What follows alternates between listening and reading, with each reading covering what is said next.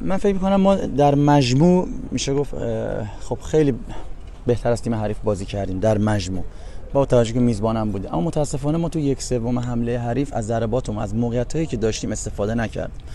این مشکل رو باید تو تمریناتمون حل کنیم. این به معنای بازیکن خاصی یا فوروارد یا پست خاصی نیست. تو این یک سوم باید تیممون خیلی بهتر از این عمل کنه.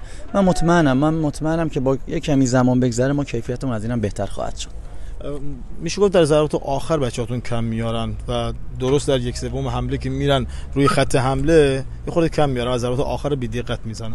ببینید همونجوری که خودتون دارید فرمودید، ما تو دو بازی اخیرم دارید میبینید تیم ما کاملا مالکانه بازی میکنه، اما به اندازه‌ای که توپ داره موقعیت و ضربه به چارچوب نداره. این قسمت یک سوم از این نظر بعد ما تو تمرینات خیلی قوی کار کنیم روش. ما زمان کمی داشتیم، مجبور بودیم سریعا تیم آماده مسابقات کنیم. مطمئنم با گذر زمان با تمرینات بیشتر این مشکل یک سوم آخرمون هم حل خواهد شد و به گل‌های بیشتری خواهیم رسید.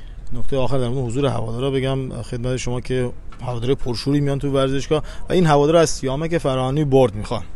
دقیقاً. خب همه ما که اینجا هستیم به عشق اینا داریم کار میکنیم.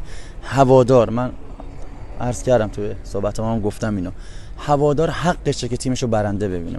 ما باید با تمام وجودمون براشون بجنگیم. هوادار کاملا میدونه مشکلات تیم ما، مسائلی که ما داشتیم، اما بازم حقش برده. ما باید سعی کنیم جوری فوتبال بازی کنیم، جوری نتیجه بگیریم که توقعات به حق اینا رو برآورده کنیم.